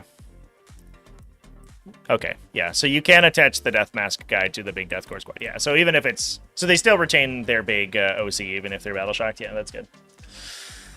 Then you're not really reliant on that unit just like dying and respawning infinitely. You actually want it to survive. And even if you just have a couple guys left, it's fine. All right, I understand the combo. I like it. I like it a lot. How about the Thousand Suns win? Thousand Suns winning is not that surprising. Looks like they are running Harryman, Magnus, the Magnerd, an Exalted Sorcerer, Infernal Master with Arcane Vortex, 1 Sorcerer with the Lord of Forbidden Lore, 2 10 bricks. Let's go. So 1 Bolt Gun brick and 1 Warp Flamer brick. So the Bolt Gun brick is for the Infernal Master to join into to give them sustain. Then the Ahriman goes into the Rubric Squad to give the +1 to Wound Flamers. 2 little Rubric units. Just 1 for the Sorcerer to jump into. Oh, excuse me. 2 Forge Fiends. Whoa.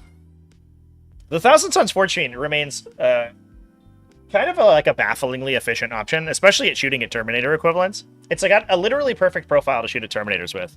It has 3 blast weapons, so if they're a 5 or a 10 man, you triple the effectiveness of all of your blast against them. They wound all Terminators on 2s, and even through cover put them on their invuln save. So, and then one-shot them, or 2-shot if you're shooting at Deathwing Knights. So, they're just like... just really good at killing Terminators, like specifically Terminators, and then they give them -1 to hit if they convert. Inky. Oh, here's an Inky. Hi. Inky's been really lovey-dovey today. Oh my god. Where are you going?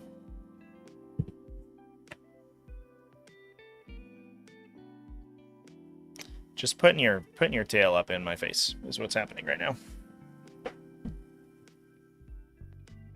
Oh, you want to go on the windowsill over there? No. Okay. They do feel they're like use case is very narrow. It's nice to have a long range gun in Thousand Suns. It's not something that you get too often. So it's, but the profiles that they're good into are extremely narrow. It's like medium to light vehicles and heavy infantry is like the stuff you want to be shooting at them at. The light infantry usually just gets killed by Rubric Marines anyway. The Force Fiends definitely help because they can blast a lot. But they're like low strength, so they don't punch through heavy vehicles very well. But like you have Magnus, like maybe it's fine. He'll just shoot knights to death basically by himself, so it sort of doesn't really matter. You can accept a little bit of inefficiency as long as Magnus is doing his work in Thousand Suns and doesn't really do much.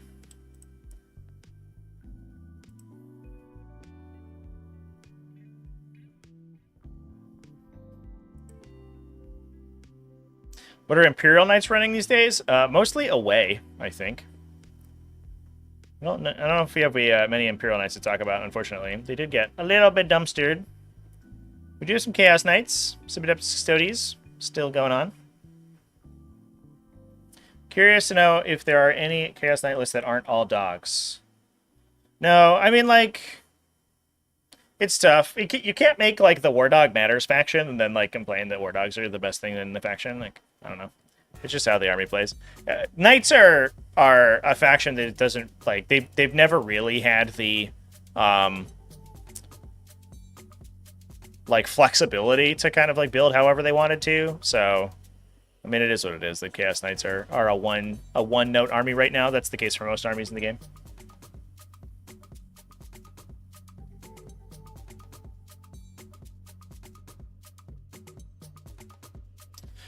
All right, chats. So we can hop in and take a look for some Drukhari. I don't know if I have too much to talk about right now. Because I don't know how much got played, or maybe some Imperial Knights. We did see some excellent Imperial Knights. This is a Flying Monkey Con. It's interesting. Imperial Knights, I think, largely just like moved to running more heavy stuff because they don't need bondsman abilities anymore because they don't care about them. So they're just like, whatever. I just won't run as many armatures. So we're seeing like 3 and 4 Imperial Knight or big Imperial Knight lists get played more and more.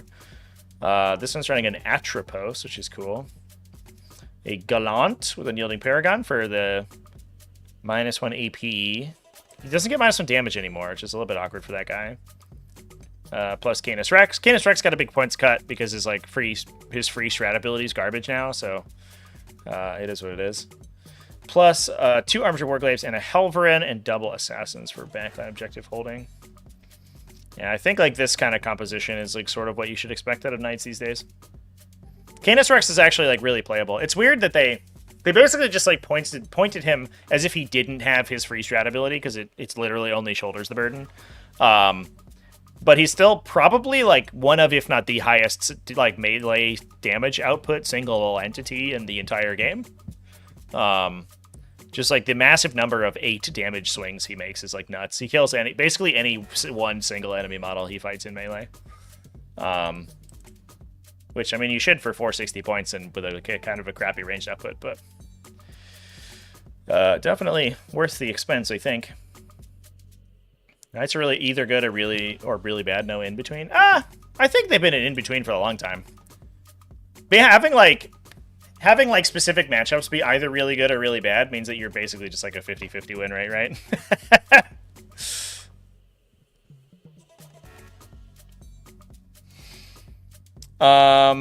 Do a quick scan for some Drukhari here, chat. See if we can find any. I do need to wrap things up in a little bit. So if anybody has some last requests for lists or factions that we want to take a quick look at, then go ahead and throw them in there. I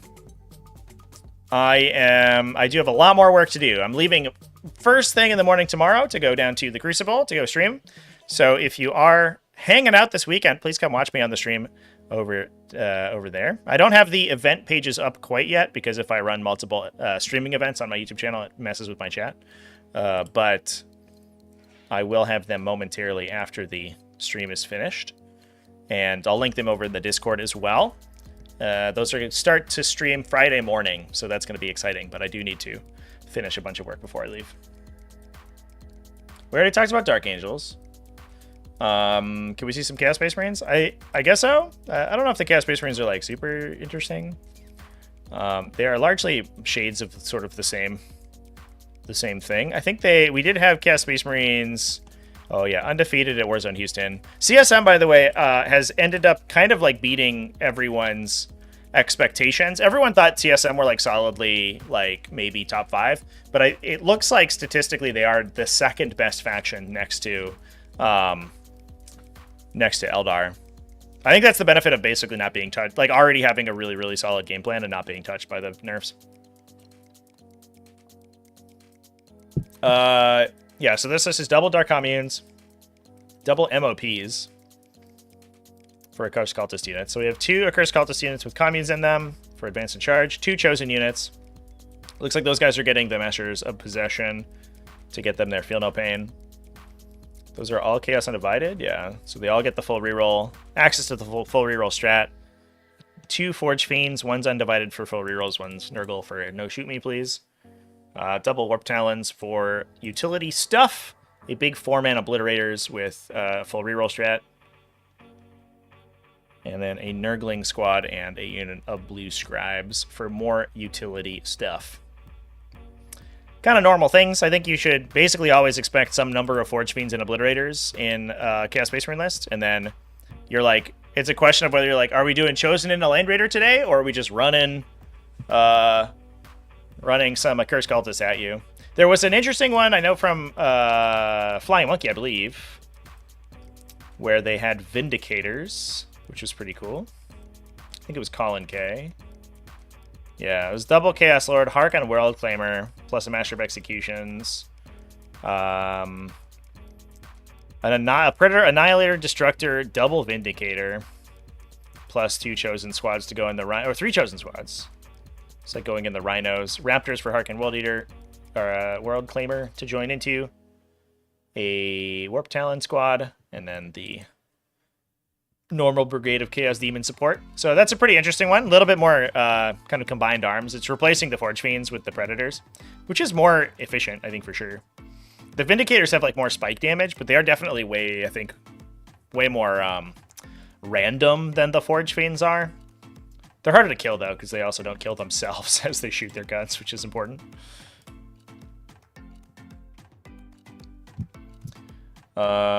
Necrons. We did have an undefeated Necrons. This one's rocking a Sovereign Coronal Hexmark Destroyer, a Hypermaterial Ablator Lord, Nemesaur Zandrak, Oric the Diviner, one Technomancer, and a Transcendent Catania. So we're running probably a Warrior Brick and a Lich Guard Brick, I imagine. So there's the warrior brick. So that one gets Auric and the diviner, and then one of the lords. Or I guess maybe not. I think it just gets Auric probably. And then we have one Lichguard brick, which gets the Technomancer. 3 individual Locust Destroyers, 30 points. That's pretty solid for those guys. You need a Flayed ones for 4 deploy. That's nice to see. Plus do 2 Doomsday Arcs to babysit the Sovereign Coronal guy and just shoot all day. Some Cryptothralls. Only 1 Cryptothrall unit now. Whoa! It probably just goes into the unit of Lichguard, I imagine.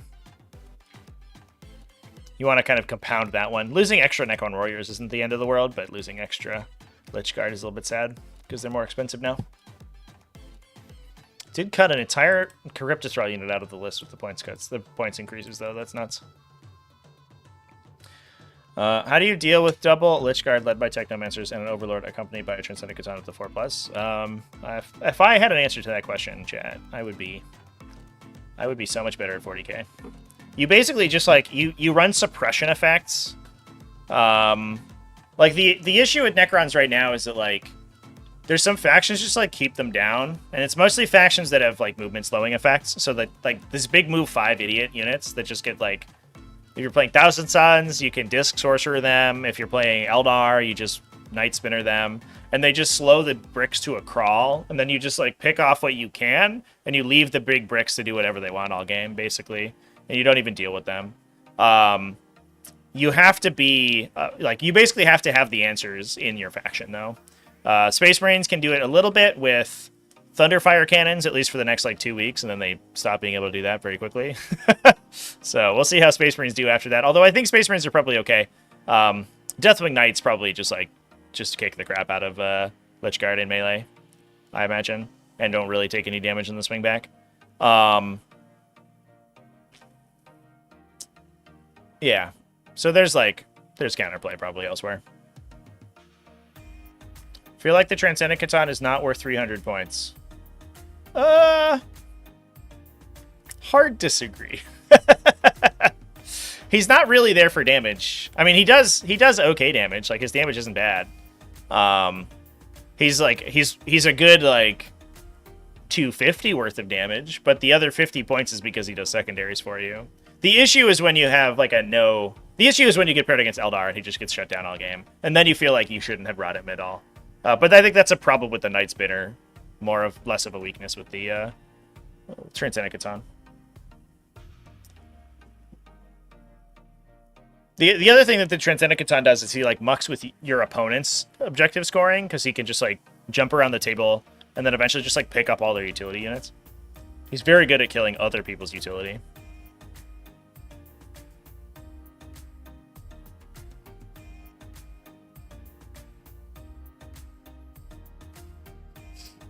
Anyway, chat. I think that is going to be it for the stream today. Like I said, got a lot to do right after this, so I'm going to go ahead and wrap things up. Thanks everyone for coming and hanging out with me. Please stay tuned. I got lots of content that's scheduled over the course of the next week. So if you are sub to the channel, you're going to see a lot of that coming out. I'm very proud of it, so please be nice. We got a Tyranid tier list coming out later this week for the Codex. I got some datasheet deep dives onto some combos in Tyranids and in Space Marines, which should be fun. And then obviously streaming all weekend with the Crucible. I'm very excited for that. So please come hang out with me for the Crucible streams. I'll put up some events for those later today, so that you can prepare yourself. And with that, I'm going to go ahead and hop things off. Yeah, cheers everybody. Remember to keep it classy, folks. Have happy wargaming. All that stuff I say at the end of videos. And I will see you over the weekend. So have a good one.